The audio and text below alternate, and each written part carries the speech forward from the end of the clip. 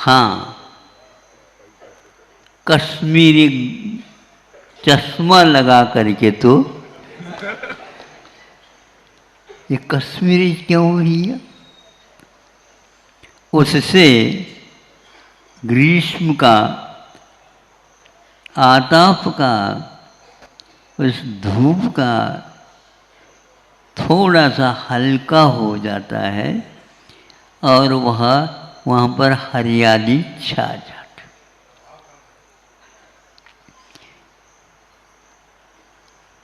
ये मैं पूछना चाहता हूँ आप लोगों से, सूर्य तो वही है,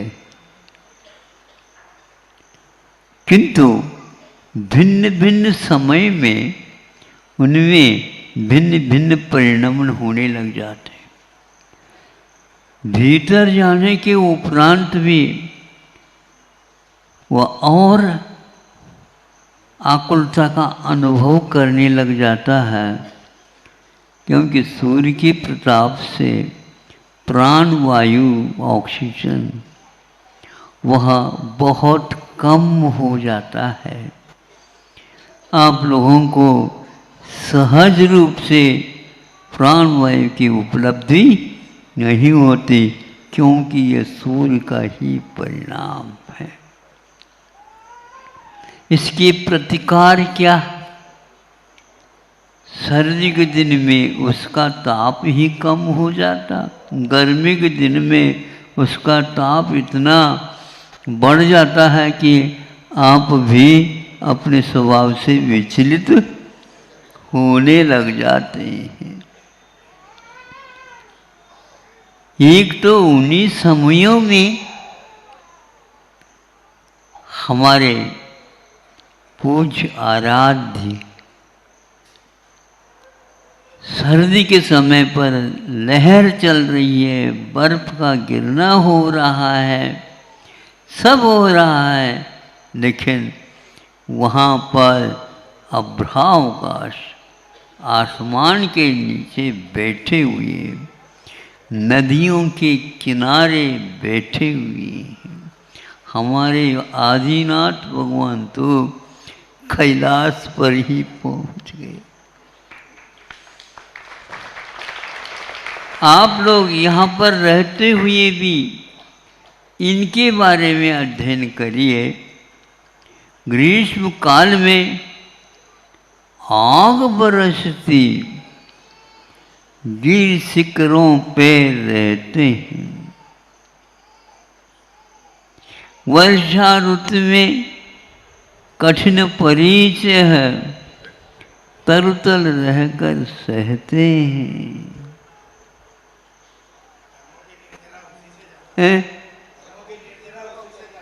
तो ये कर्म कहीं दिख रहा है क्या? कर्म दिखते नहीं, किंतु संवेदन में अवश्य आते हैं। एक हास्य कर्म का उदय होता तो हंसना होता है, शोक कर्म का उदय होता है शांति के साथ बैठ करके देखना होता है। गर्मी का संवेदन होते हुए भी वह आस्था इसी प्रकार के प्रताप से, धूप के सेवन करने से इस आग को भी हम बहुत ही प्रिय वस्तु मान करके आस्था से यदि देखते हैं तो वह धूप भी फीका फीका हो जाता है। ऐसे ऋषिराज का दर्शन भी दुर्लभ हो जाता है। क्या करें, हम इतना पैसा देना चाहते हैं, हम एक आध दर्शन करवा दो एक बार। नहीं, इतना देने से कुछ नहीं होगा। आप पूरा देना चाहते हैं तो हम सोच सकते हैं।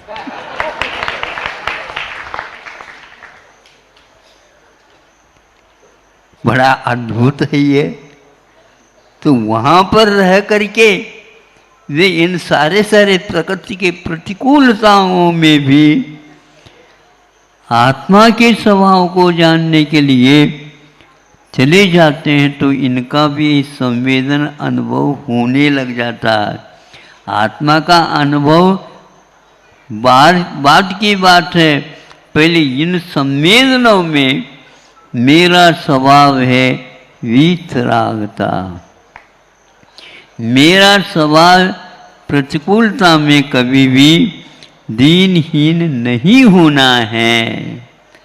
ऐसा जो चिंतन करता है, यह मुझे जला नहीं सकती, यह मुझे सुखा नहीं सकती, यह मुझे किसी प्रकार से मेरे स्वभाव में अंतर नहीं ला सकती। यह मेरी कमी थी, आज तक इस रहस्य को मैंने नहीं जाना।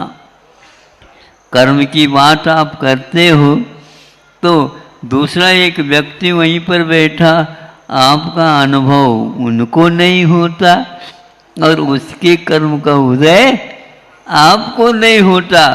चाहे दूर रहो, चाहे पास रहो, चाहे हाथ में हाथ मिलाकर के चलो, उनका संवेदन वही करेगा और आपका संवेदन आपको ही होगा।